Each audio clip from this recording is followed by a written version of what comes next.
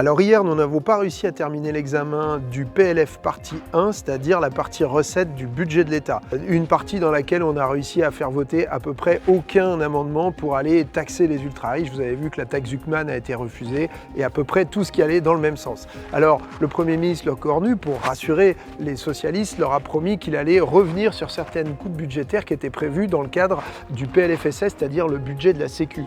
En vérité, il leur a promis des trucs qui de toute façon n'allaient pas passer puisqu'ils avaient été battus en commission.